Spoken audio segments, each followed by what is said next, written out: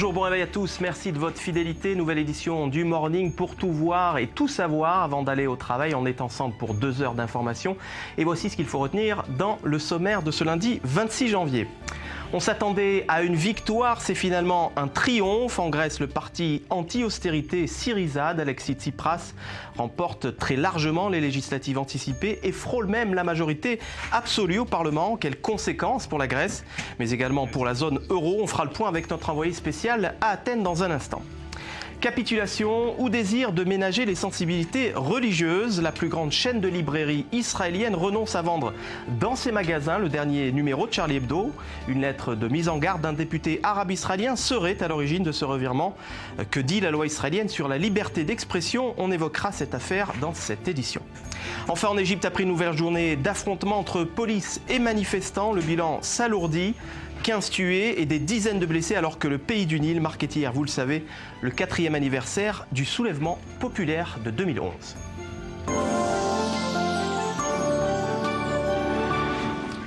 Et pour parler de cette actualité, j'accueille ce matin Ali Waked. Vous êtes journaliste indépendant, spécialiste du monde arabe. Merci d'avoir répondu présent. On accueillera dans un instant également Avi Pazner, ancien diplomate d'Israël en France, ancien ambassadeur d'Israël en France et en Italie. Mais avant tout, c'est l'heure de la revue de presse. Honneur à la presse écrite. Bonjour Maurice Fergan. Comme chaque matin, c'est vous qui nous en offrez la substantifique moelle. Et je crois qu'on va commencer avec cette polémique qui enfle autour du discours de Benyamin Netanyahou, prévu au Congrès américain dans moins d'un mois. De quoi s'agit-il ? Eh oui, un discours qui fait toujours la une de la presse israélienne. Alors, vous savez que Benyamin Netanyahou se serait fait inviter par le Congrès des États-Unis pour prononcer un discours devant les parlementaires et sénateurs américains sur la situation en Iran et l'accord en gestation avec Téhéran. Alors, aujourd'hui, les explications de l'ambassadeur d'Israël à Washington, Ron Dermer, qui a œuvré à l'invitation du Premier ministre israélien. Le diplomate dit « Ce discours n'a qu'un but, stopper l'Iran et non pas blesser le président des États-Unis ». Alors l'accord en gestation, ajoute le diplomate israélien, n'évoque pas le démantèlement des capacités nucléaires iraniennes, mais fera de Téhéran un pays seuil. La Maison-Blanche, elle, tente de calmer le jeu. Les relations israélo-américaines sont profondes, affirme la Maison-Blanche. On passe à Yediot Ahronot qui traite toujours de cette affaire, mais je vous demande de vous arrêter un instant sur l'éditorial de Dror Ben-Yemini. Il faut admettre que les inquiétudes de Benyamin Netanyahou sont justifiées, écrit-il dans Yediot Ahronot. Les sanctions ont contraint l'Iran à négocier et à montrer au monde un visage conciliant, mais Obama préfère malgré tout brandir la carotte et cacher le bâton. Alors l'éditorialiste ajoute que d'un autre point de vue, ce même Obama, en dépit de tout et malgré tout, reste un grand ami d'Israël. Lors des précédents discours de Netanyahou devant le Congrès, républicains et démocrates étaient unis dans leur soutien à Israël. Cette fois-ci, c'est différent, écrit Ben Dror Yemini. Netanyahou est parvenu à briser cette unité. Il s'est fabriqué des ennemis sans se faire pour autant plus d'amis. Reste une question, écrit l'éditorialiste de Yediot Ahronot. Netanyahou aura-t-il le courage de se montrer responsable et faire marche arrière ? Allez, on passe à présent à la presse qatari et iranienne où, ce matin, c'est Jawad Zarif, le chef de la diplomatie iranienne, qui est à l'honneur. Qui est à l'honneur, oui. Alors, on va commencer par Al Jazeera, la chaîne qatarite, qui pose la question « Pourquoi Zarif se promène-t-il avec Kerry ?»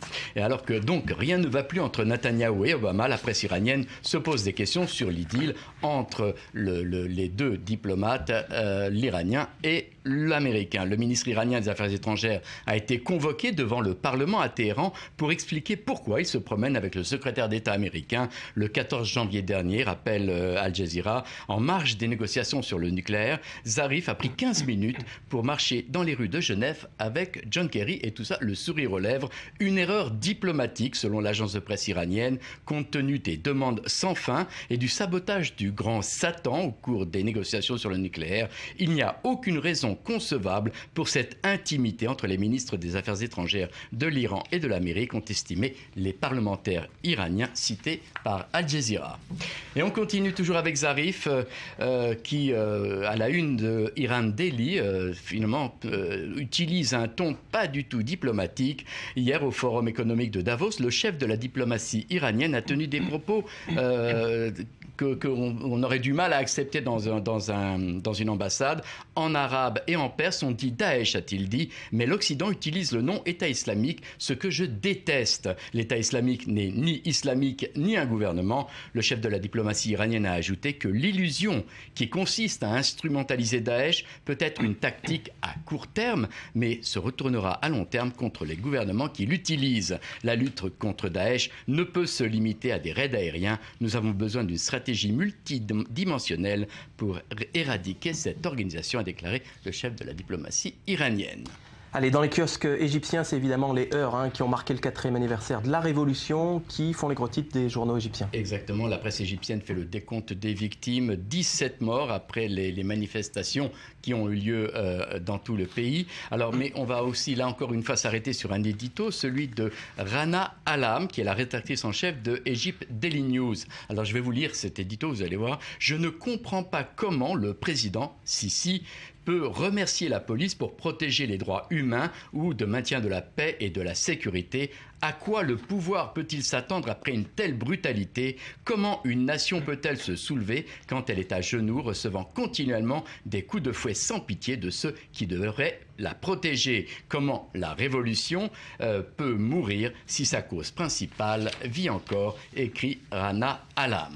Allez, Maurice Fergan, vous avez choisi de refermer cette revue de presse avec une information du journal israélien de gauche, Haaretz, qui révèle que le journaliste argentin qui a révélé l'assassinat du procureur Nisman a trouvé refuge où? En Israël. En Israël. Alors, il faut dire que le journaliste est un journaliste israélo-argentin qui s'appelle Damian Pachter et il a révélé effectivement l'assassinat du procureur Alberto Nisman, chargé de l'enquête sur l'attentat contre le centre AMIA de Buenos Aires. Il s'est réfugié à Tel Aviv. Alors, en arrivant à l'aéroport Ben Gurion, il a déclaré à l'agence de presse qu'il craignait pour sa vie, mais aussi pour protéger ses sources qui, a-t-il dit, resteront toujours incognito.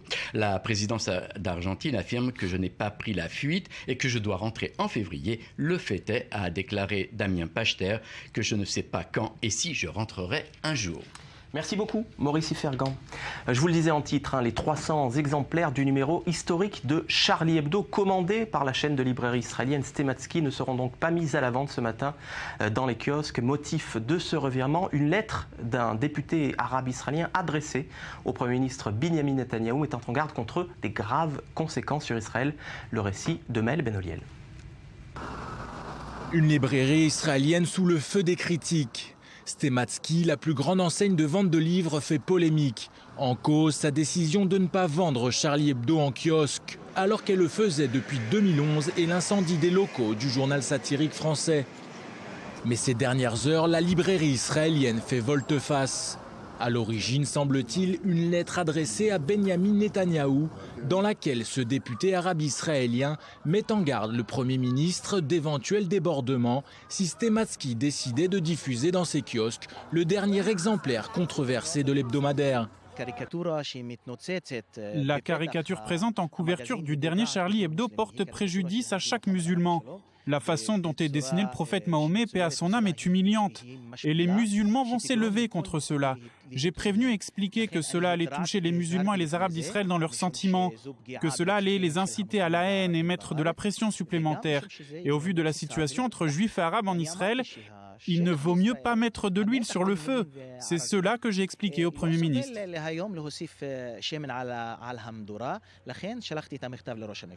Une simple mise en garde pour certains, des propos menaçants pour d'autres, il n'en fallait pas plus pour voir des partis politiques déjà en campagne monter au créneau. À commencer par Israël Beiteinu, le parti de droite nationaliste d'Avigdor Lieberman, l'actuel ministre des Affaires étrangères.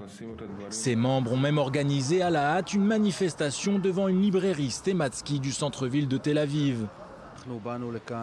Nous sommes réunis ici pour dire qu'on ne cédera pas au terrorisme et aux menaces d'éléments radicaux ici en Israël, appartenant à cette liste d'Arabes unifiés faite d'islamistes, de djihadistes et de communistes. Ils ont menacé que si arrive ici le dernier numéro de Charlie Hebdo après les attentats meurtriers de Paris, ils ne pourraient pas être responsables de ce qui pourrait se passer. Pour sa part, l'enseigne Stematsky évoque des difficultés logistiques pour justifier la non-mise en vente de Charlie Hebdo. Stematsky défend la liberté d'expression depuis toujours. Notre enseigne vend le journal Charlie Hebdo depuis plusieurs années et continuera de le faire. Cependant, nous avons décidé que la vente du dernier numéro du journal satirique français ne se fera pas dans les magasins Stematsky, mais uniquement à travers notre site internet, à partir de ce lundi 17h et jusqu'à épuisement du stock. Simple coïncidence ou pas de la part de Stematsky qui a donc décidé de ne pas vendre le dernier numéro de Charlie Hebdo dans ses kiosques. En attendant, à 2 mois des élections, cette histoire fait polémique au sein du Parlement israélien. Entre récupération politique et défense de la liberté d'expression, Charlie Hebdo n'a pas encore fini de faire parler de lui en Israël. Et je souhaite la bienvenue à Avi Pazner. Bonjour, vous êtes ancien ambassadeur d'Israël en France, mais également en Italie. Avi Pazner, selon vous, cette décision du libraire israélien, c'est une capitulation face à l'islam radical ? Capitulation, c'est peut-être un grand mot. Je dirais qu'une fois qu'on a décidé de faire quelque chose, il faut savoir tenir le coup. Et là, moi, personnellement, je suis pour la liberté d'expression. C'est-à-dire, ça me fait mal quand je vois des caricatures antisémites, et je peux très bien comprendre, comme un musulman, ça peut lui faire mal quand il voit des caricatures qui ont un aspect anti-musulman. Je comprends ça. Mais... Pour vous, c'est comparable une caricature antisémite et une caricature qui croque le prophète Mohammed ? Absolument. En ce sens qu'elle offense la sensibilité elle offense. Et comme nous réagissons contre les caricatures antisémites, les musulmans ont le droit de réagir contre des caricatures qui puissent être considérées comme anti-musulmanes. Mais on ne doit pas en arriver à des menaces, ok ? On ne doit pas arriver à des menaces qui forcent Stematsky de retirer Charlie Hebdo de la vente. Je vous rappelle que nous étions tous, même quand je suis entré au studio, j'ai vu un placard, je suis Charlie. Ok, on était tous là avec « Je suis Charlie ». Il y a là un principe très important de la liberté de penser, de la liberté de la presse qu'il faut maintenir. Alors il n'y a pas eu réellement de menace, il y a eu une lettre adressée par un député arabe israélien au Premier ministre qui met en garde contre d'éventuelles conséquences que pourrait avoir cette publication sur le tissu fragile de la société israélienne. Pour vous, c'est une décision sage que de ne pas avoir mis de l'huile sur le feu, comme disait le député arabe israélien ? Tout à fait, je dis ça avec beaucoup de douleur. En tant que journaliste, la liberté d'expression, c'est la chose peut-être la plus sainte et la plus sacrée. Mais moi, je veux regarder, si vous permettez, Cyril, je veux attaquer cette question de la part d'un arabe qui vit en Israël, sachant qui vont être les forces politiques qui vont exploiter cette histoire si jamais le numéro allait être dans les magasins et quel profit politique ils allaient tirer et l'influence sur les équilibres de force dans la communauté musulmane et puis entre musulmans et juifs dans ces pays. Donc moi je pense que le compromis de continuer à vendre le numéro par Internet, il est beaucoup mieux que le moindre risque que quelques mois après la guerre à la bande de Gaza, la guerre qui a suscité une tension immense entre juifs et arabes, entre arabes et les autres dans ce pays.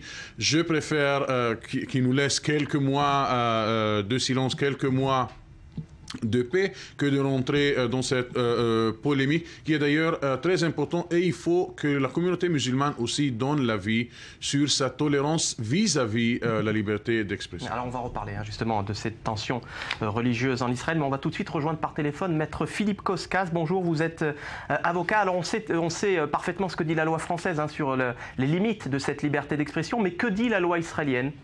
La loi israélienne, j'allais dire, est d'ailleurs plus permissive que la loi française.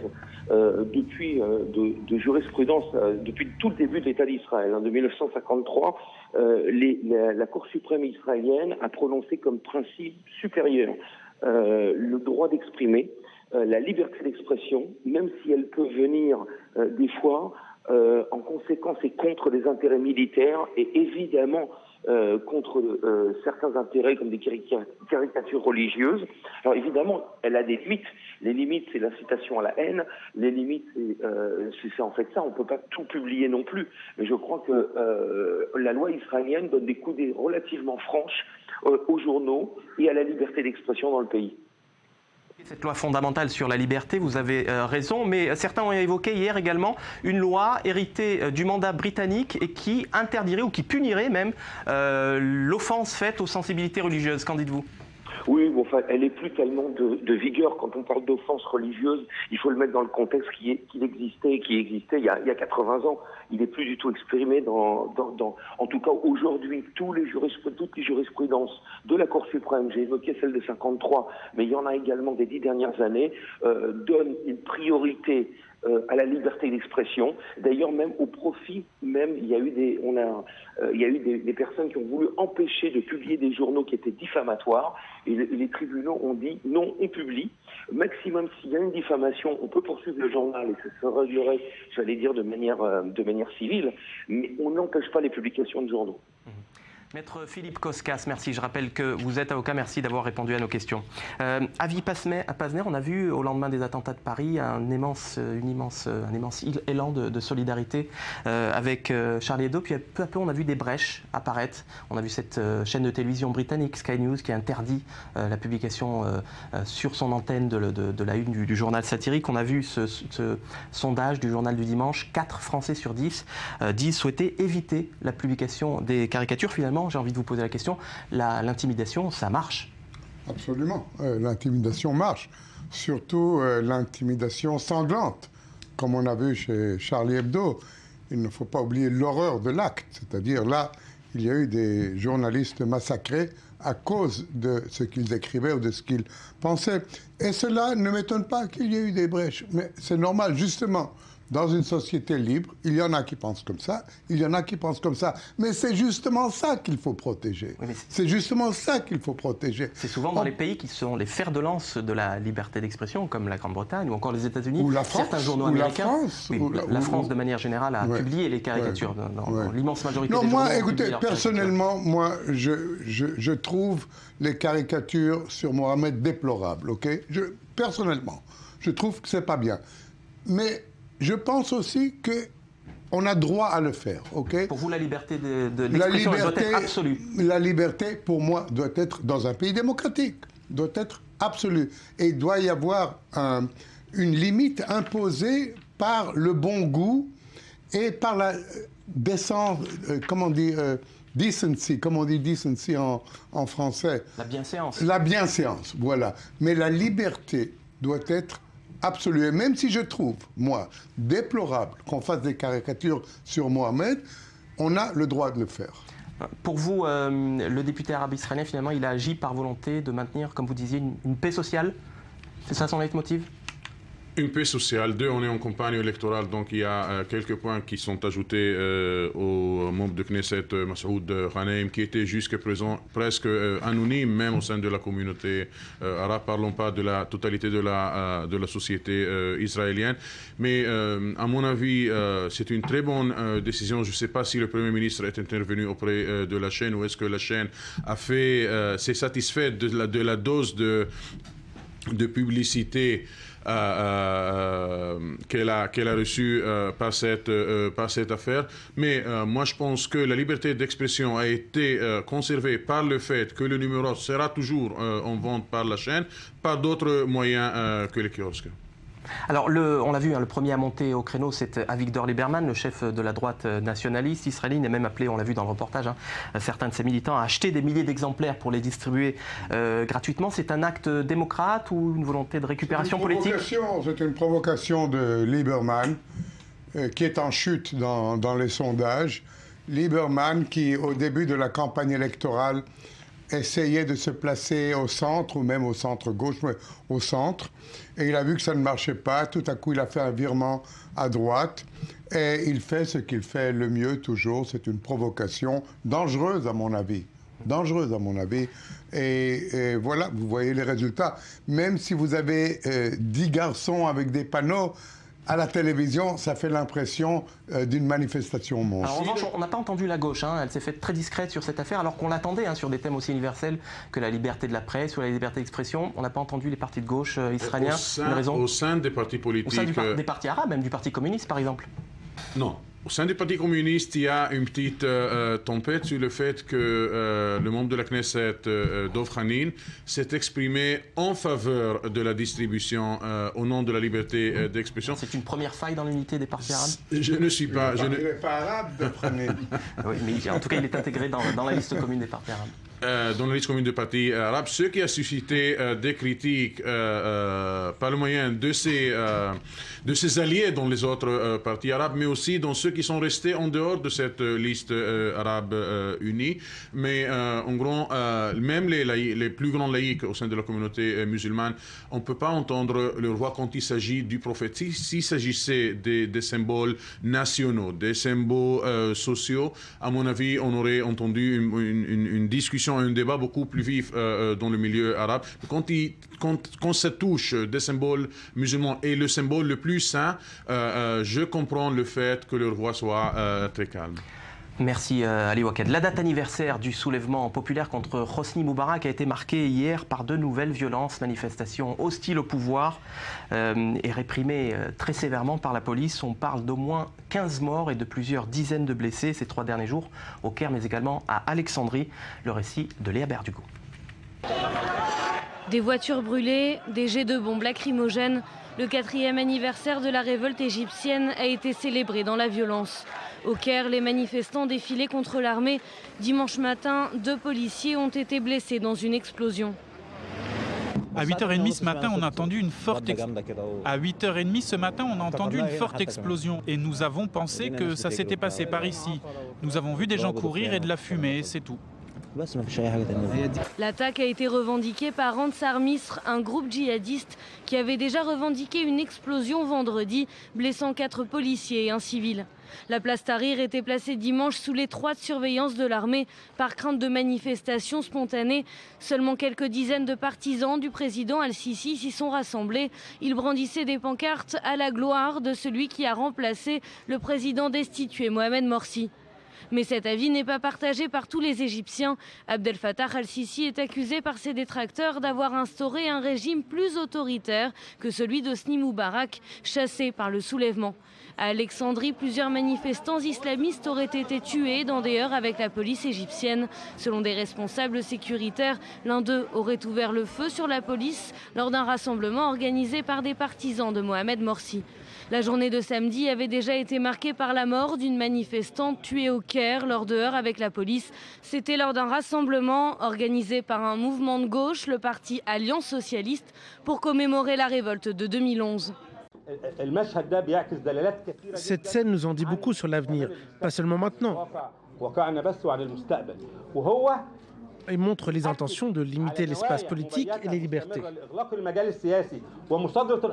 Depuis l'éviction de Mohamed Morsi, plus de 1400 manifestants islamistes ont été tués par la police et l'armée. Plus de 15 000 personnes ont été arrêtées. Ali Waked, je me tourne vers vous. On pensait qu'Abdel Fattah al-Sisi avait fait place nette après la répression des frères musulmans. Il a été plébiscité, on le sait, avec 97% des suffrages. Qu'est-ce qui se passe aujourd'hui ? Ce qui se passe, c'est qu'il y a beaucoup de secteurs dans la société égyptienne qui se sentent que ce coup d'Abdel Fattah al-Sisi n'a pas visé seulement les frères musulmans, mais il a visé les libertés les plus essentielles dans la vie politique et sociale en Égypte. Quand on voit des chars et quand on voit des informants de la police secrète se trouvent dans les universités, interdire aucune réunion, interdire aucune manifestation, quand on voit l'autocensure que les médias égyptiens s'imposent sur eux-mêmes, on comprend le fait que, et on a vu là des représentants des partis socialistes, des partis laïcs, des partis libéraux qui sont très inquiets de cette nouvelle phase que vit l'Égypte. Interdiction presque dans tout le domaine, pas de critiques envers le régime, un totalitarisme qui revient. Et quand on a au fond le fait que Moubarak et ses fils et les hauts responsables de son ancien régime ont été tous blanchis, et des affaires de corruption, et des affaires de tueries des milliers de manifestants, on comprend cette colère de la société égyptienne qui n'était pas réduite aux frères musulmans. Donc pour vous, c'est un retour triomphal de l'autoritarisme en Égypte. Abdel Fattah al-Sisi n'a pas du tout l'intention d'amorcer le virage démocratique. Vous savez, Moi, je dois voir ça d'une perspective israélienne. Moi, je vois l'Égypte, c'est pas objectivement que je vois l'Égypte, d'accord? Je vois l'Égypte comme un immense pays voisin d'Israël, avec lequel nous avons un traité de paix et où nous avons un intérêt de voir un régime stable et pas anti-israélien comme le régime de Morsi. Les intérêts israéliens, d'accord, mais un régime liberticide? Je ne veux pas me mêler des régimes des autres pays. Je ne veux pas me mêler des régimes. Et on peut se poser la question, qu'est-ce qui est mieux? Le régime islamiste de Morsi, qui allait dans le sens d'un islam très rigoureux, ou bien le régime autocratique de El-Sisi? On peut se poser la question. Je ne crois pas qu'Israël doit se mêler. Pour nous, c'est important. Il y a quand même une troisième voie. On voit en Tunisie comment le printemps arabe a été amorcé. En Égypte, je crois que ce n'est pas possible. On a vu, c'est pas possible. Le scénario tunisien, il est inapplicable à l'Égypte?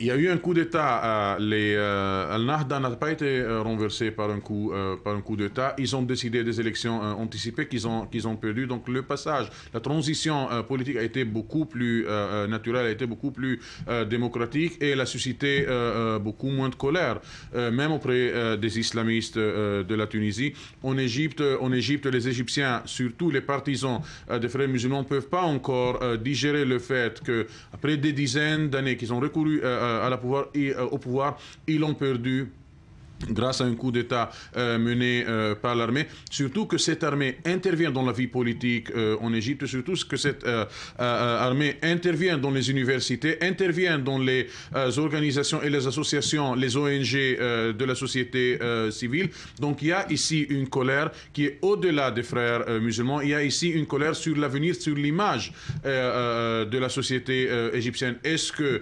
la révolution de 2011 a été en vain et on a maintenant le même régime de Moubarak avec des figures différentes et avec des noms et des titres différents, mais l'essence c'est le même régime. Ça c'est la crainte de la majorité des Égyptiens, même ceux qui ont voté pour Abdel Fattah Sisi. Il y a une lutte ici pour la liberté de presse, pour la liberté d'expression, pour la liberté de protester. C'est ce qui se passe actuellement en Égypte. Ceux qui étaient hier dans la rue ne sont pas tous des partisans des frères musulmans. Je voudrais dire aussi que vous avez donné l'exemple tunisien.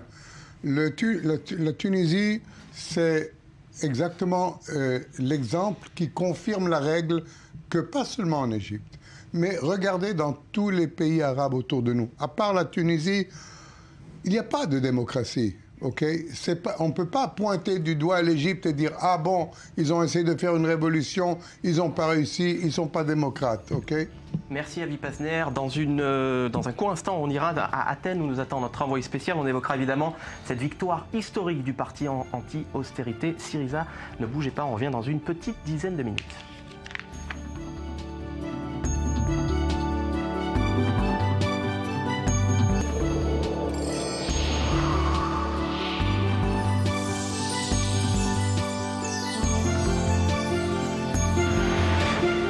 Soyez les bienvenus si vous nous rejoignez sur le plateau du Morning avec moi ce matin, Avi Pazner, ancien ambassadeur d'Israël en France et en Italie. Bonjour, rebonjour. Et Rudy Saada qui, comme chaque matin, va venir nous parler du web et de la réaction du web à cette victoire historique du parti Syriza. Et justement, on s'attendait à une victoire du parti anti-austérité grec. C'est finalement un triomphe. Le parti Syriza a donc remporté hier haut la main les législatives anticipées. Quelles conséquences pour la zone euro et quels sont les risques de contagion pour l'Europe? C'est le récit de Joseph Emmanuel. Le message est sans appel. Les Grecs disent non à la cure d'austérité imposée par l'Europe. Le parti de gauche radical Syriza remporte largement la victoire de l'élection législative. L'avance sur le parti Nouvelle Démocratie du Premier ministre serait de 6 points avec 35% des voix, confortant les estimations des derniers jours. Le parti de la droite radicale Aube Dorée serait quant à lui relégué au 3e rang, avec un peu plus de 6% des suffrages. Syriza obtiendrait possiblement les 151 sièges au Parlement nécessaires pour détenir la majorité absolue et le peuple est satisfait. Nous sommes très contents du résultat de sortie des urnes. L'espoir est arrivé. Un effort est maintenant nécessaire, mais c'est là. Nous sommes satisfaits. C'est une grande chance pour la Grèce et pour l'Europe. Donc c'est génial, une formidable chance pour tout le monde. La victoire a été saluée par une explosion de joie au siège de la campagne électorale de Syriza. en plein centre de la capitale. Le scrutin était surveillé de très près par les nombreux partenaires européens d'Athènes, comme par ses créanciers, et le chef charismatique du parti n'a jamais caché son intention de renégocier la dette de son pays, une manière inédite de défier les programmes d'austérité imposés par l'Union européenne. Le verdict du peuple grec signifie la fin de la Troïka pour notre système européen. Notre victoire est une victoire pour tout le peuple européen qui veut lutter contre l'austérité qui détruit notre futur commun. Le gouvernement d'Antonis Samaras est donc sanctionné pour avoir essayé de satisfaire au plus près les exigences de réforme de la Troïka. J'ai la conscience tranquille car jusqu'au bout j'ai dit la vérité au peuple grec. J'espère sincèrement que mes craintes ne se matérialisent pas parce qu'il s'agit de l'avenir de la Grèce. Mais je me devais d'alerter du danger. Danger écarté pour Alexis Tsipras, qui devrait annoncer des mesures immédiates en cas de formation d'un nouveau gouvernement. Remontée du salaire minimum de plus de 20%, mais surtout un aménagement de l'immense dette. Et le nouvel homme fort de la Grèce a prévenu, il ne se contentera pas d'un simple aménagement. Et on va tout de suite se rendre à Athènes où nous attend notre envoyé spécial, Angélique Kourounis. Bonjour.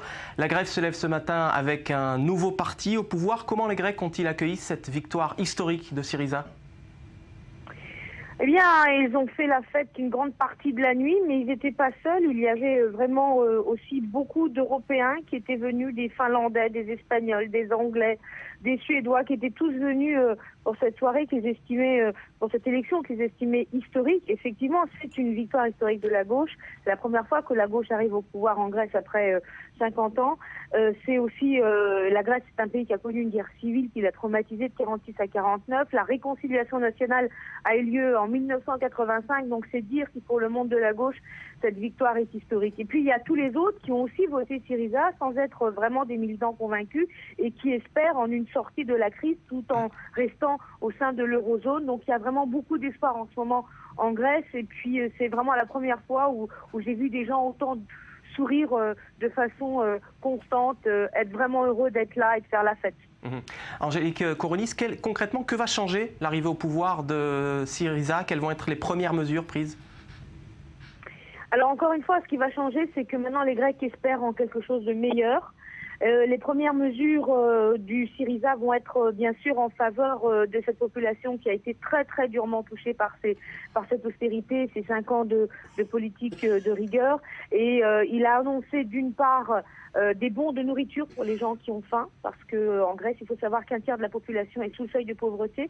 Il a aussi annoncé immédiatement des mesures pour que les gens puissent se soigner. Il y a un tiers de la population qui n'a plus accès aux soins. Un exemple, c'est qu'on ampute des gens qui sont diabétiques parce qu'on ne les diagnostique pas à temps.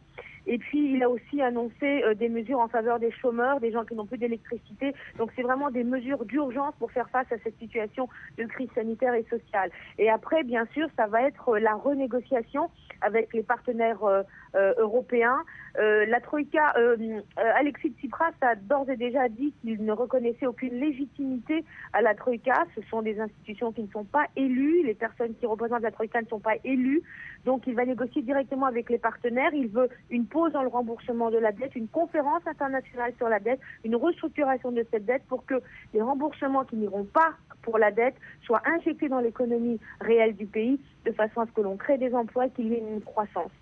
Alors on ne sait toujours pas si Syriza a obtenu la majorité absolue au Parlement. On évoque le chiffre de 150 députés pour l'instant. S'il ne pouvait pas gouverner seul, le parti devrait faire des alliances avec qui ? Alors, ça a été vraiment le grand suspense de cette nuit.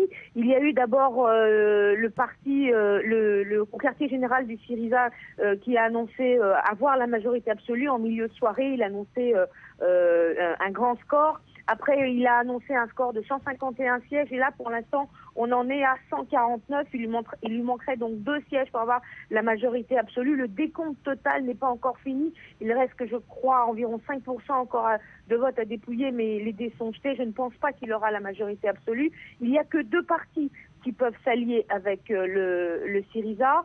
parce que le Parti communiste a refusé d'entrer dans le gouvernement. Il n'est pas question pour le Syriza de s'allier avec des gens qui ont voté et imposé l'austérité, c'est-à-dire les conservateurs et le PASOK. Donc il reste que deux partis, le parti de la Rivière, qui est un parti plutôt libéral, saupoudré d'un peu de social, qui est très pro-européen, mais qui ne veut pas monter au créneau et s'affronter avec les créanciers, ce que le Syriza est prêt à faire. Et puis il y a un parti souverainiste créé par un transfuge des conservateurs, qui, lui, est prêt à monter au créneau. Il n'est pas du tout pro-européen, mais il s'affronte régulièrement avec le Syriza sur les questions de la politique migratoire à imposer. Donc, c'est un peu compliqué, mais ce qui est certain, c'est qu'il va y avoir une coalition, parce que la Constitution prévoit que si le Syriza n'arrive pas, le président de la République va donner un mandat pour le second parti. Si le second parti n'arrive pas non plus à trouver de coalition, il va le donner pour le troisième parti. Et je rappelle quand même que le troisième parti en Grèce est le parti néo-nazi Aube Dorée.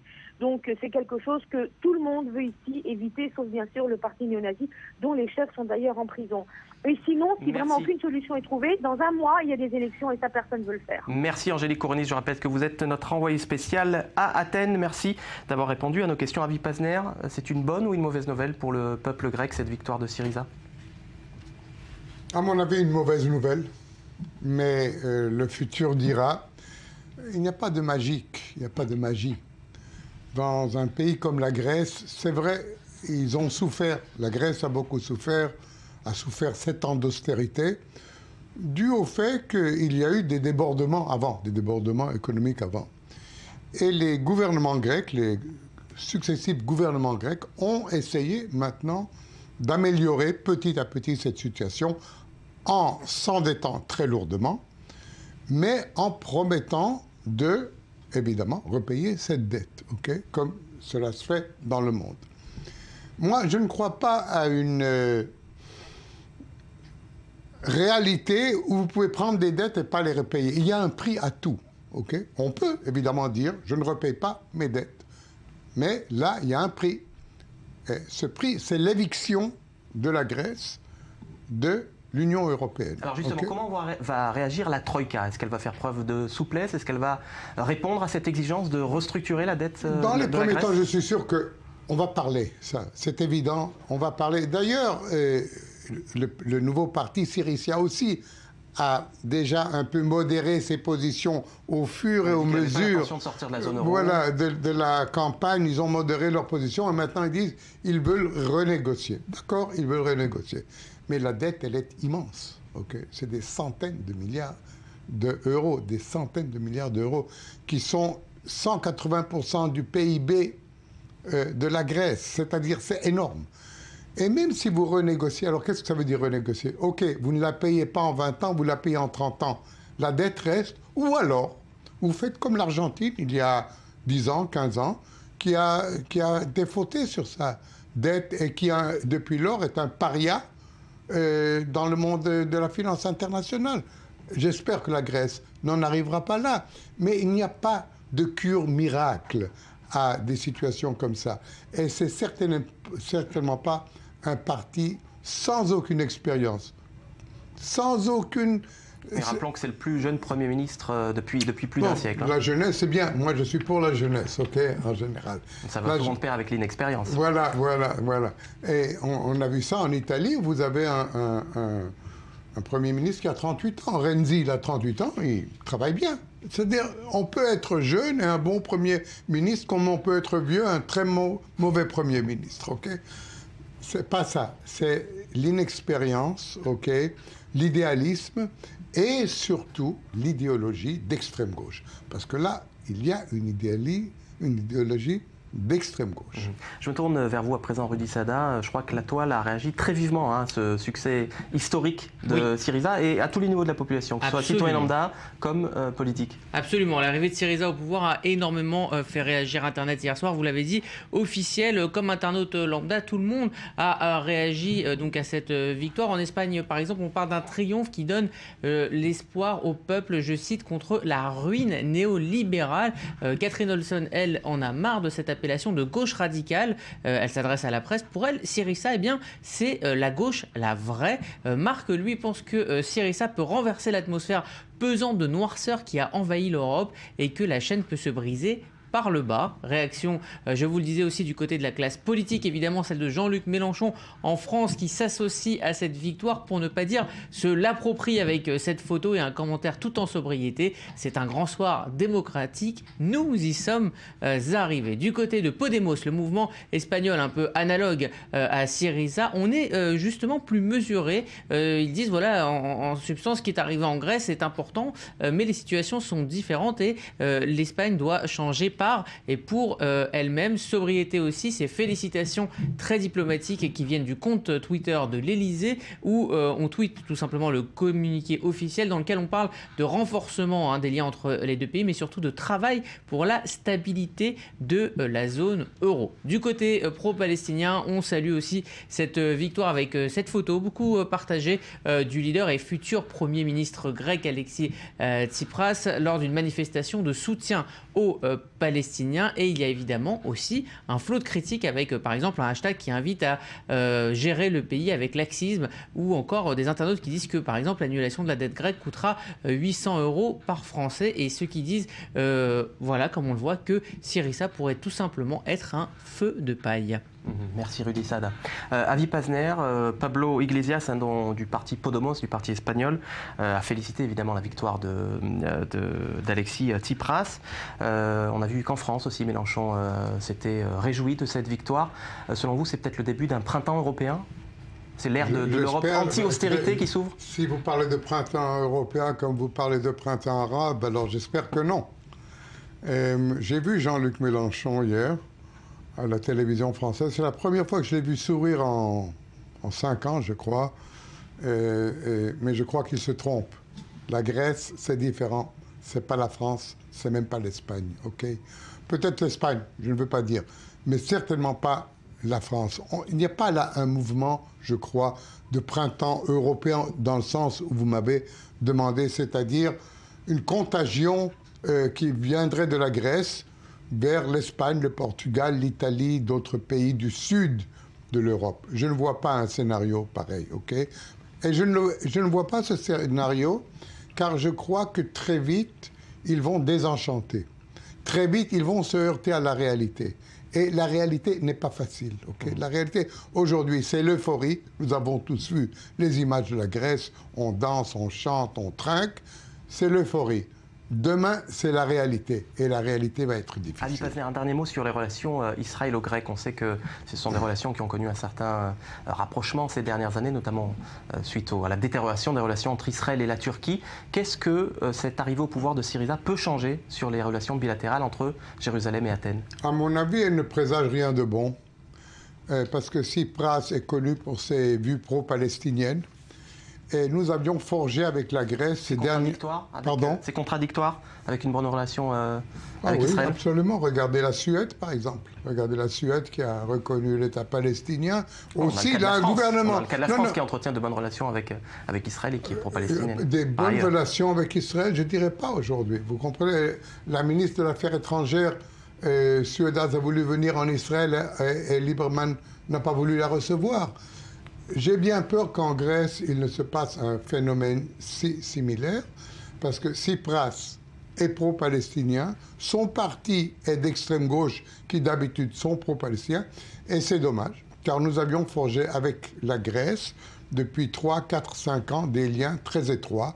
Après le refroidissement de nos relations avec la Turquie, je prévois malheureusement que les relations entre la Grèce et Israël vont se refroidir aussi. Merci Avi Pazner, merci Rudy Saada pour ces éclairages. On se retrouve tout de suite après une courte pause pour parler d'un autre scrutin anticipé en Israël cette fois-ci. C'est le journal de campagne, il nous sera présenté par Maurice Fergan. A tout de suite.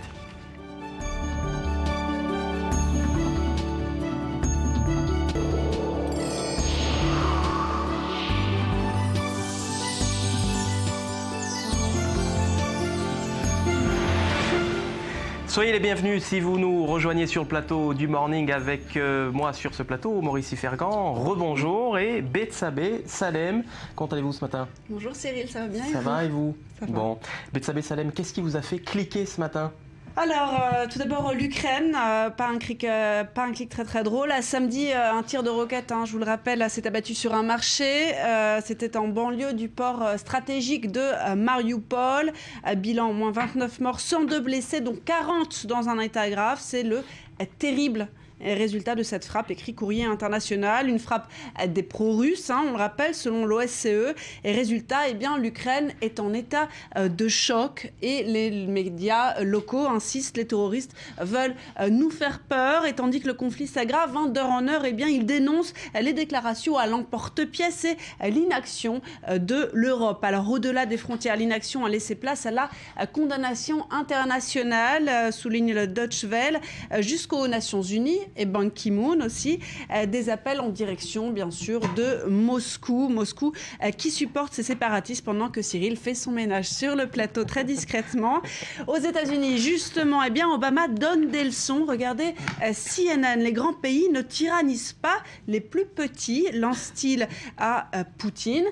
Alors, une réaction, Obama, pas tant que ça. Le président des États-Unis refuse l'option militaire et insiste, un peu comme pour se convaincre lui-même. Il y a d'autres moyens de pression sur la Russie. C'est ce qu'on a vu ces derniers mois, Cyril. Et deuxième clic, en France, je crois que vous nous faites part d'un sondage qui va ravir Manuel Valls. Voilà, alors il n'a pas été élu l'homme le plus sexy de l'année, mais pas loin. Il s'agit de la hausse de sa popularité. Vont dans ce sens deux sondages publiés ce dimanche, l'un par le JDD, l'autre par le Parisien, et qui ont bien évidemment été repris par la presse. Regardez le Figaro, par exemple, ça va venir. Manuel Valls toujours plus populaire, écrit le Figaro, 18 points de plus, et oui, ça se fête. Et le Figaro a les yeux en face des trous, puisqu'il précise 2 semaines après les attentats. Et oui, qui n'a pas fait le lien entre les attentats et cette popularité, d'autant que même Hollande a vu lui aussi sa popularité dopée. Alors le site de RTL met carrément les pieds dans le plat avec ce titre, Valls gagne en popularité après les attentats. Il aurait eu un discours décomplexé, même si franchement, Cyril, moi j'ai senti plutôt que ça sentait la bourde dans les médias quand il a évoqué une situation d'apartheid en France. Plus de bénéfices en tout cas que le président, puisqu'à en croire le sondage du Parisien, selon 72% des Français, Manuel Valls ferait un meilleur président de la République que François Hollande. On va peut-être avoir un président beau finalement. Un président en France. Beau. Un président beau. Bon. Chacun ses goûts. Allez, direction le Japon à présent. Le Japon qui réagit après l'annonce de la décapitation d'un des otages japonais par l'organisation de l'État islamique. Tout à fait. Un Japon sous le choc, c'est ce qu'on peut lire dans les médias. Les images de cet otage japonais, avec cette photo qui semble être le corps décapité de Haruna Yukawa, a provoqué une vague d'indignation dans le pays, écrit RFI.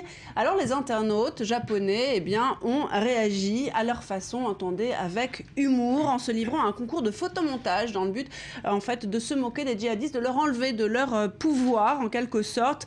Le magazine américain de New York Complex raconte ainsi les flots de photos truquées. En voici un exemple qui circule sur Twitter, qui ont été reprises par les médias sous le hashtag Crappy Collage Grand Prix, avec toutes sortes de dérisions. Alors vous avez cet islamiste, voilà, vous avez celui qui est pris un peu plus ou moins perdu à Disneyland, version japonaise. Le hashtag qui a été quand même utilisé plus de 100 000 fois, comme quoi ça leur fait du bien aux Japonais de se moquer un peu des djihadistes. Allez, un mot de gastronomie à présent avec des sandwichs aux chips. Voilà, bon appétit. À la place des croissants qu'on attend toujours sur le plateau d'i24 News, des sandwichs aux chips ont été créés au début de l'année par un magazine irlandais qui se moquait d'un bar londonien qui s'appelait un bar aux céréales, un bar à céréales, sauf que comme nous le raconte Slate, cet article a fait tellement de bruit, il a tellement plu aux gens que le propriétaire d'un bar à Belfast a décidé de s'y mettre vraiment à ces sandwichs aux chips. Alors, est-ce que ça marche aussi bien que la vanne initiale? Alors, au premier jour de la vente du Simply Crispy, avec ses 35 saveurs quand même de chips disponibles, à la mi-janvier, il n'y avait plus rien en réserve après 2 heures seulement. Et apparemment, les jours qui ont suivi, il y avait encore la queue dehors pour pouvoir déguster son sandwich gourmet. Mais c'est-à-dire qu'il n'y a que des chips, dans le sandwich. C'est-à-dire qu'il y a du pain et dedans des chips. Voilà. Non, il n'y a rien pour aider à avaler. Ah d'accord, donc c'est assez sec, donc il faut se munir d'une bonne bouteille d'eau. Merci. Voilà. Allez, on termine avec une page santé à présent. Vous avez failli me zapper mon dernier clic. Pas du tout. Moi, je suis. Et puis, on va terminer donc avec cette page santé, même si on n'est pas très loin de la gastronomie, je crois. Voilà, on reste dans la cuisine. D'une certaine façon, le Guardian nous alerte sur les poêles anti-adhésives. Cyril, ça le fait rire. Voilà, il a perdu tout son sérieux. Et c'est pas parce qu'on parle plus de Daesh que c'est pas sérieux. En cause, un agent du mot poêle qui me faisait rire. chimique très sérieux, lui, qui est dans le collimateur des scientifiques aux États-Unis notamment, et qui se trouve dans ces fameux téflons que vous avez peut-être chez vous dans votre cuisine, et autre poêle magique, personnellement, c'est l'acide perfluorooctane sulfonique. Cette petite merveille se trouve dans ces poêles. Or, eh bien, il peut être dangereux. La preuve, c'est que testé sur les animaux, il a causé de nombreuses tumeurs, depuis le foie au pancréas, en passant par les testicules. Je suis sûre que vous allez perdre votre sourire. Alors, est-ce qu'il y a un risque pour l'homme surtout? Eh bien, lors de la production de ces fameux téflons, le Guardian nous explique que quand même, il y a des très hautes températures qui peuvent être annulent ces effets. Pour l'instant, pas de risque, donc avéré. Par contre, le risque est sûr si vous avez votre poêle qui pèle, pour le coup, qui pèle ces petits bouts de poêle, là, il faut les jeter. Merci beaucoup, Bethsabée Salem. C'est noté pour ce petit moment de très bonne humeur. Merci beaucoup, comme chaque jour. On vous retrouve demain, d'ailleurs.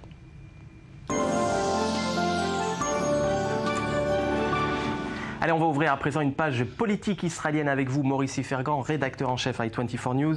Vous nous faites vivre au plus près cette campagne des législatives israéliennes anticipées, avec pour commencer les caprices de Sarah Netanyahou, c'est l'épouse du Premier ministre Binyamin Netanyahou, avec des caprices qui sont dénoncés par l'ancien intendant du couple Netanyahou. Exactement, mais avant, je voudrais relier avec ce qu'on vient d'entendre sur les poêles.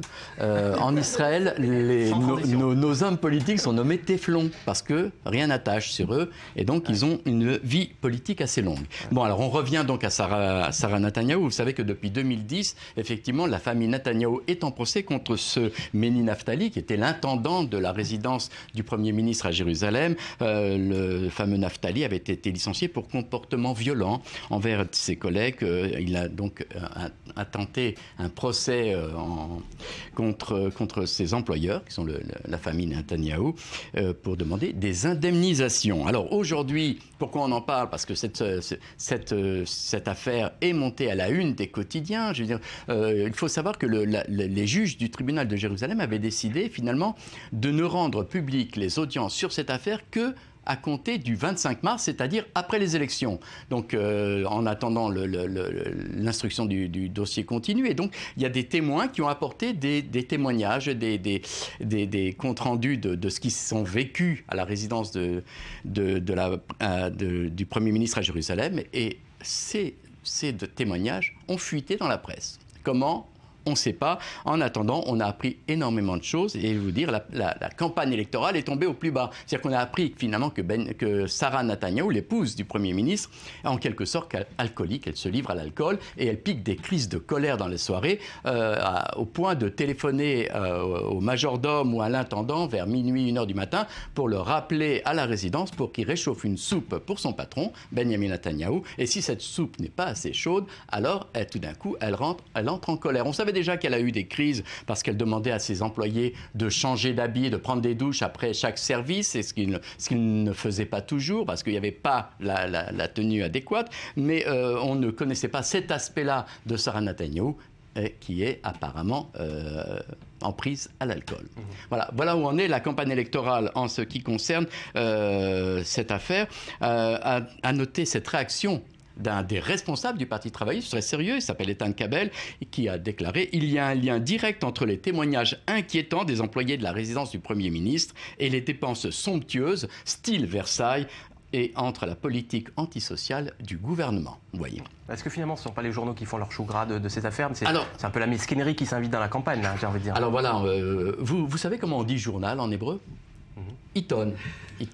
Et donc le Israël Hayom, le quotidien Israël Hayom, est appelé par le peuple Bibiton, parce que c'est le porte-voix du Premier ministre Benjamin Netanyahou. Alors ces jours-ci, après cette affaire contre Sarah Netanyahou, Israël Hayom lance une nouvelle campagne et affirme que la presse est totalement montée contre Netanyahou, et donc elle qualifie le Yediot Aharonot de bougiton. Bougie, c'est le surnom d'Yitzhak Herzog, le chef du Parti travailliste, et donc pour Israël Hayom, on renvoie la balle à son concurrent Yediot Aharonot, qui à présent s'appelle bougiton. Alors le quotidien dit que tous les arguments sont bons pour s'en prendre à Benjamin Netanyahou.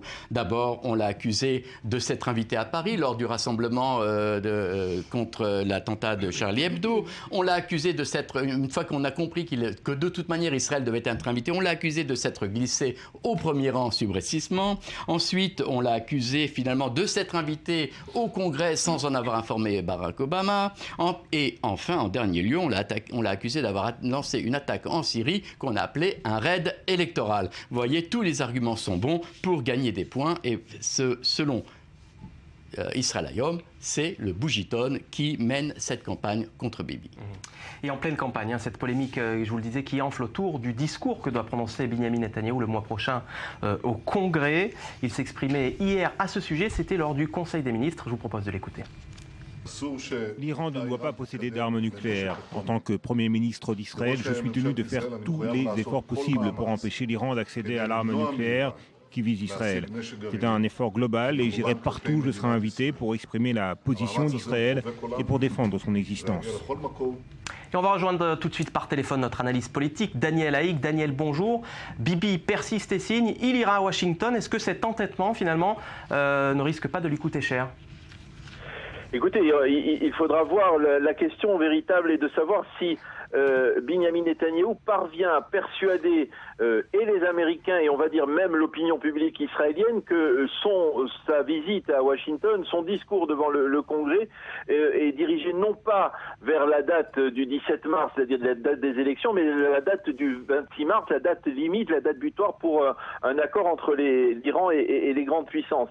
S'il parvient à convaincre d'une certaine manière son opinion publique, ce qui ne semble pas être le cas, il faut avouer qu'il y a ici on va dire dans la presse israélienne une opposition farouche. On a le sentiment effectivement que Benjamin Netanyahou veut utiliser cette invitation du Congrès à des fins électorales et non pas à des fins de diplomatie pour essayer de contrer l'Iran. Eh bien donc ce sera plus difficile pour lui, pour Benjamin Netanyahou, et d'une certaine manière on a le sentiment que le Congrès lui-même quelque part se rétracte un petit peu. Le député, le membre du Congrès qui avait déposé ce projet de loi visant à durcir les sanctions contre l'Iran semble se rétracter maintenant et avouer à vouloir faire reporter son projet de loi après le 26 mars pour donner une possibilité à Barack Obama d'aller jusqu'au bout, d'initier jusqu'au bout la démarche diplomatique. Donc effectivement, cela semble se retourner contre Benjamin Netanyahou comme une sorte de boomerang qui risque d'avoir l'effet contraire de celui escompté par le Premier ministre. Merci beaucoup Daniel Haïk en direct de Jérusalem. Maurice Fergan, Benjamin Netanyahou va encore faire campagne cette fois-ci sur la menace nucléaire iranienne ? Et comment on a vu ce week-end que les sondages étaient en hausse pour le Likoud, donc apparemment cette campagne-là est payante du point de vue du Likoud. Deuxièmement, la campagne de l'Iran au centre de la campagne électorale, finalement ça maintient Benjamin Netanyahou à la une des quotidiens, et c'est ça qui compte, c'est qu'on parle de vous. Et troisièmement, ça écarte le sujet que déteste Benjamin Netanyahou, c'est-à-dire le sujet social. Donc 3 points positifs pour le Premier ministre. Alors c'est pas demain matin qu'on va apprendre que Benjamin Netanyahou renonce à se rendre à Washington, parce que finalement ça l'arrange. Aujourd'hui, on avait Ron Dermer, l'ambassadeur d'Israël à Washington, qui a expliqué le point de vue de la présidence du Conseil. Faut dire que Ron Dermer, c'est lui qui a initié, qui a cuisiné cette invitation de Benjamin Netanyahou au Congrès, devant le Congrès, sans en informer la Maison-Blanche. Donc c'est lui qui est à l'origine de cette histoire. Alors Ron Dermer dit il n'est pas question pour Benjamin Netanyahou d'attaquer Obama devant le Congrès, l'ennemi c'est l'Iran, ne vous trompez pas. Donc il appuie sur le sujet, c'est-à-dire l'Iran est au centre de la campagne électorale. Comment vous expliquez ce calcul de Benjamin Netanyahou ? Il a commencé sa carrière politique par la diplomatie, il a été haut fonctionnaire à l'ambassade d'Israël à Washington. Benjamin Netanyahou, il connaît le protocole. Comment vous expliquez qu'il l'outrepasse ? Écoutez, bien sûr que Benjamin Netanyahu connaît le protocole, il est au courant. Mais là, pour le moment, il joue un peu la victime. C'est pas moi qui ai décidé, c'est les services administratifs de l'ambassade à Washington qui ont convenu avec les républicains. Maintenant, c'est une affaire interne entre républicains et démocrates, et c'est une affaire interne entre John Boehner, le président du Congrès, et le président Obama. Ça ne me concerne pas. Moi, j'ai été invité, donc je réponds à l'invitation. Maintenant, Benjamin Netanyahu pousse la balle dans son camp, puisque finalement, c'est lui qui a positionné le dossier iranien sur la scène internationale. C'est un succès pour lui, donc il veut aller jusqu'au bout au cours de cette campagne électorale. Merci beaucoup Maurice Ferrand, merci Betsabé Salem. À suivre dans le Morning, on fera le point sur ces théories du complot qui ont fleuri sur la toile au lendemain des attentats de Paris. Restez avec nous, on revient dans une petite dizaine de minutes.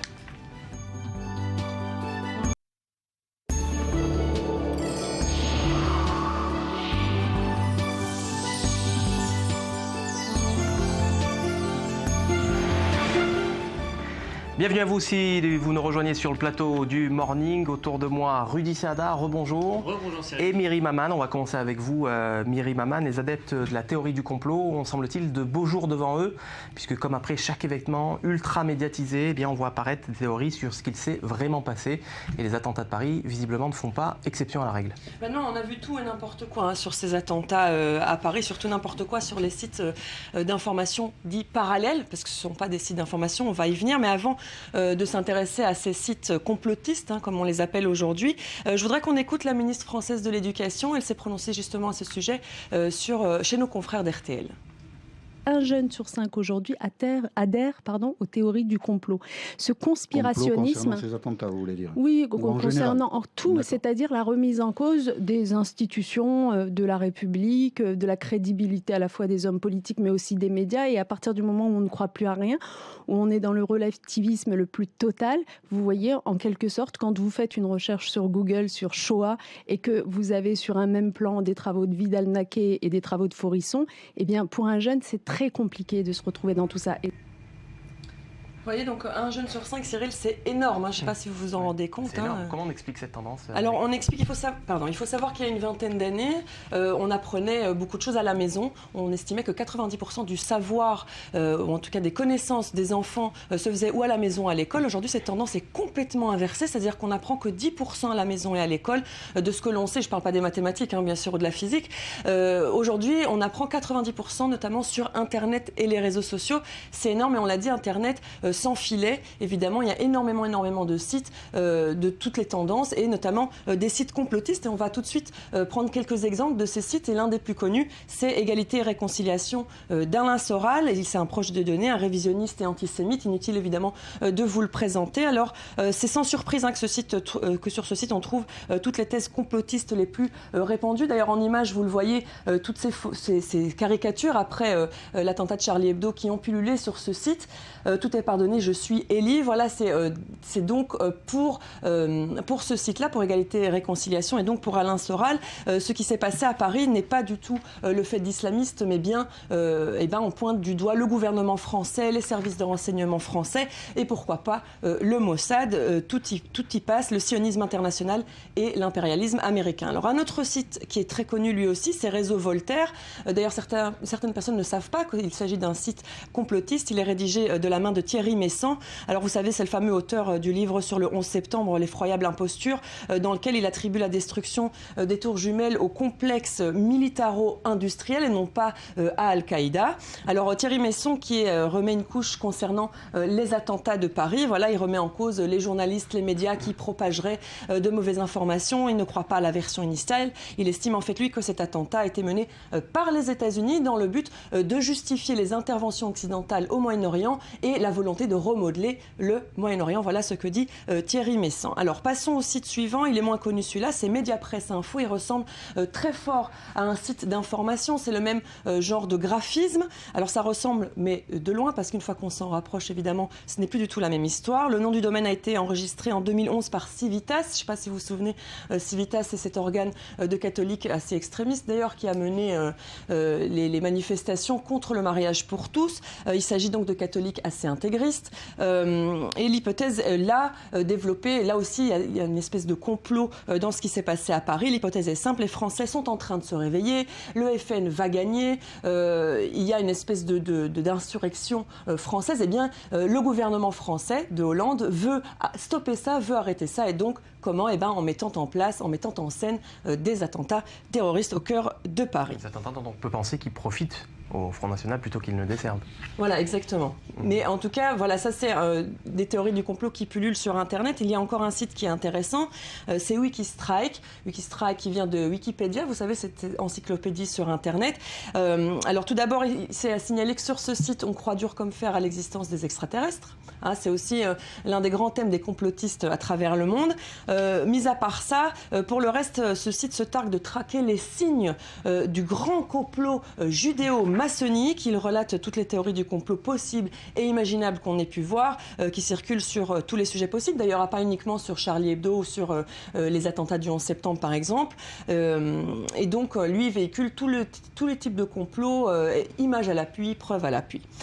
Rudy Sada, un mot, le net, c'est une tribune extraordinaire pour les théories du complot. On en avait parlé dans Social Blog de cette frontière qui n'existe plus entre qui est un site d'info, qui est un blog militant, qui est un faux site d'info. Alors ça, c'est extrêmement difficile, mais je voudrais quand même dire que effectivement, si les très jeunes eux n'ont pas de filtre et n'arrivent pas à comprendre la différence, le public qui est le plus méfiant par rapport à ces sites-là, les études Le Monde, eh bien ce sont les gens qui sont le plus habitués à Internet, c'est-à-dire les 25-35 ans qui maîtrisent bien l'outil. Eux se méfient plus d'une information qui vient d'Internet qu'une information qui vient d'un grand média, presse papier ou télévision. Donc il y a quand même une éducation qui est faite. C'est-à-dire qu'il y a un certain recul par rapport à l'information. Absolument, dans les générations qui maîtrisent le mieux Internet. Alors les plus âgés, eux, peuvent prendre ça pour argent comptant, et les plus jeunes aussi, eux, n'ont pas l'éducation suffisante pour comprendre qui est site d'info et qui est site complotiste ou tout simplement blog militant. Mais ça rejoint un petit peu ce qu'on disait tout à l'heure, qu'à l'époque, il y a 20 ans, vous disiez les 25-35 ans, mais il y a 20 ans,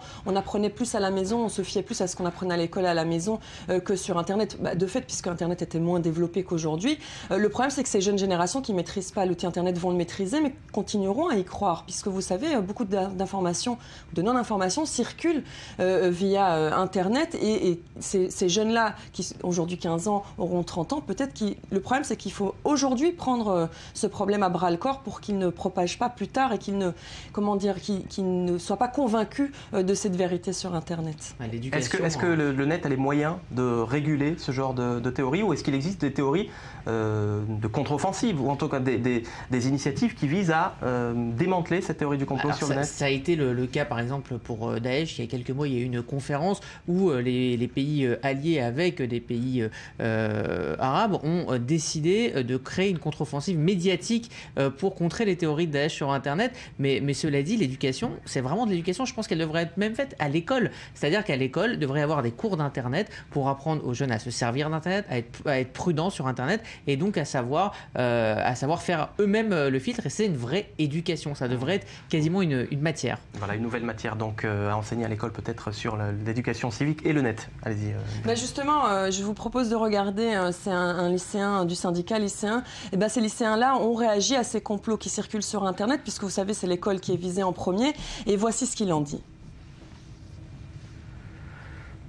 Contre la théorie du complot, nous avons décidé avec les autres organisations lycéennes de lancer un site qui justement sera animé par des dessins et par des initiatives lycéennes, de sorte à ce qu'on puisse montrer que c'est un fléau aujourd'hui, cette théorie du complot. Donc le combat doit se mener d'une part sur les réseaux sociaux et d'autre part d'une manière beaucoup plus structurelle, comme je le disais, à travers les débats qui doivent être pris au sein des établissements, qui doivent être lancés au sein des établissements.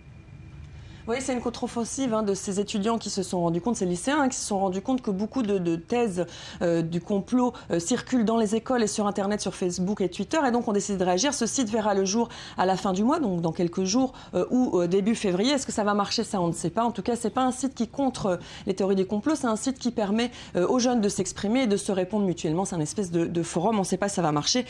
On verra. Alors, concernant justement toutes ces théories du complot, il y a eu 2 sondages qui sont sortis hier. Cyril, c'est important de le souligner, et qui montre que finalement, les derniers attentats, la théorie du complot autour des derniers attentats n'ont pas tant d'adhérents que ça. Concernant l'attentat de Charlie Hebdo, sur Atlantico, c'est un sondage CSA, dit que près de 85% des personnes interrogées ne croient pas qu'il s'agit d'un complot, près de 60% ne croient pas du tout et 25% pas vraiment qu'il s'agit d'un complot.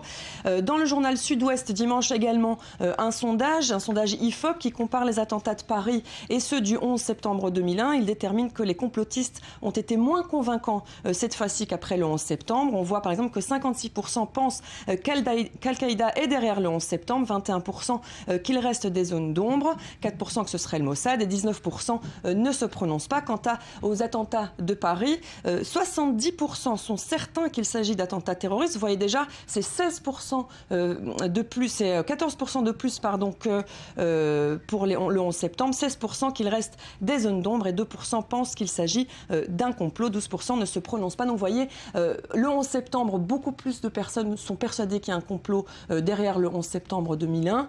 Très peu, en tout cas moins, pensent, mais néanmoins 16% qui pensent qu'il reste des zones d'ombre et 2% qui pensent qu'il s'agit d'un complot, c'est beaucoup. Puis on n'a pas beaucoup de recul, Cyril, aujourd'hui pour vraiment vérifier qui est convaincu ou pas. Vous savez, avec l'émotion que ça a suscité, il faut laisser retomber un petit peu les choses et peut-être refaire un sondage d'ici quelques mois. Les théories du complot, on le sait, on la peau dure. Merci beaucoup Meriem Haman pour ces éclairages. Et on va tout de suite passer à la revue du web qui nous est présentée comme chaque matin par Rudy Saada. Et on commence avec une image qui nous vient de Twitter en Égypte. Oui, on va commencer cette revue du web par une image tweetée hier assez tôt dans la journée, celle de la place Tahrir, vide et bouclée par la police égyptienne au matin du 4e anniversaire de la révolution égyptienne. Dans l'après-midi, des affrontements entre manifestants islamistes et forces de l'ordre ont fait 15 morts. On le rappelle, mais cette image est assez saisissante 4 ans plus tard.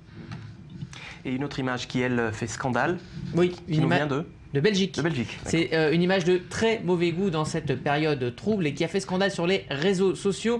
Vous qui aimez le foot, Cyril, vous savez ce que c'est qu'un tifo, cette banderole. Non, alors le tifosi, c'est le supporter. Le tifo, c'est la banderole géante déployée par les supporters à l'entrée des joueurs. Alors, logiquement, c'est pour les encourager, mais regardez ce tifo. Il est l'œuvre donc des supporters du club belge du Standard de Liège. Ils étaient opposés pour le Classico belge, le grand match belge, à leurs ennemis jurés d'Anderlecht. Et ce tifo, qui évidemment fait référence aux décapitations de Daesh, s'adresse à Steven Defour, milieu de terrain et surtout ancien capitaine des Rouges, passé depuis à l'ennemi Anderlecht. Alors une référence à l'État islamique qui est de très mauvais goût et qui fait scandale sur Internet. Le directeur de la compétition belge, Thibaut de Ghen, dénonce sur Twitter un tifo dégoûtant sous les yeux de milliers d'enfants et il dit « Espérons que cela ne se reproduira plus ». Un tweet parmi les centaines de tweets d'indignation qui ont circulé hier soir sur Internet. Et est-ce qu'il y aura des sanctions contre le club ? Alors, sur Twitter, encore, Bob Madou, le directeur commercial du football belge, dit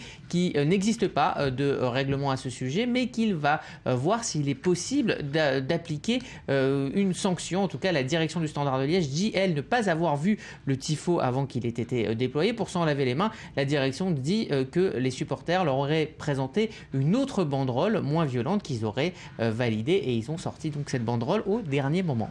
Ça vous étonne qu'une provocation pareille puisse avoir lieu en Belgique, Meriem Haman, vous qui avez bien connu ce pays ?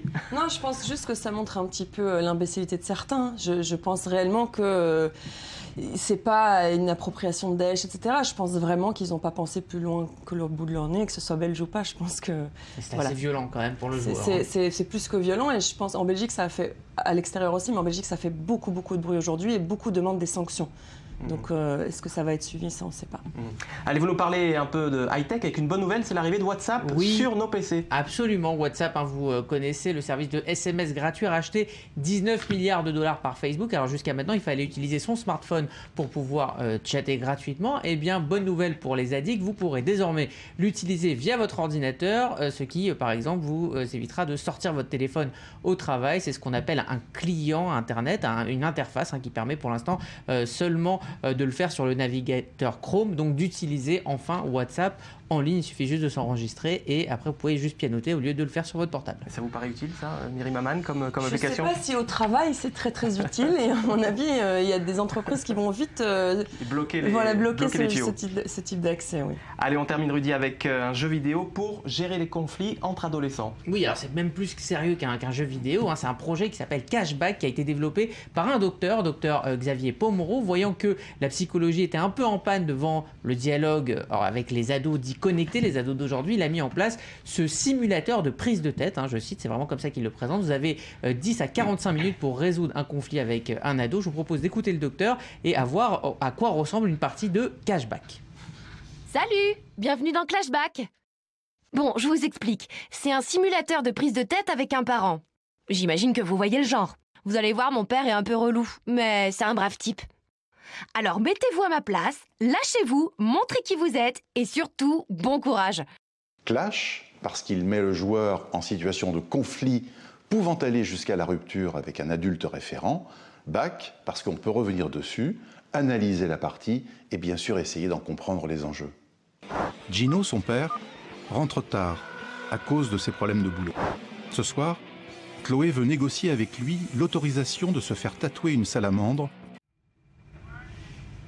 Voilà, ça paraît rien, mais c'est une véritable nouvelle manière de tenter de nouer un dialogue avec les ados. Vous avez plusieurs réponses et vous évoluez. Après, le psy vous fait un débriefing et il peut lui-même vous aider en ligne à réanalyser votre partie et donc après, dans la vraie vie, bien dialoguer avec votre ado. Et ça a été développé donc en collaboration avec des psychologues? Absolument. Et vous avez le personnage du docteur que vous avez vu qui est lui-même dans le jeu et qui vous répond. Ça se joue donc, les adolescents et les parents peuvent jouer au même jeu? Ce sont les parents qui jouent pour pouvoir tester les réactions d'un adolescent sur des situations comme se faire tatouer ou parler d'une mauvaise note, etc. etc. Merci Rudy Sada pour tous ces éclairages. Merci Myriam Aman. Voilà, ainsi s'achève cette édition. L'information continue évidemment sur i24 News. Je vous laisse en compagnie d'Elsa Mimoun pour un nouveau journal. Quant à moi, je vous retrouve dès demain matin aux aurores, car comme vous le savez, le monde appartient à ceux qui se lèvent tôt. À demain.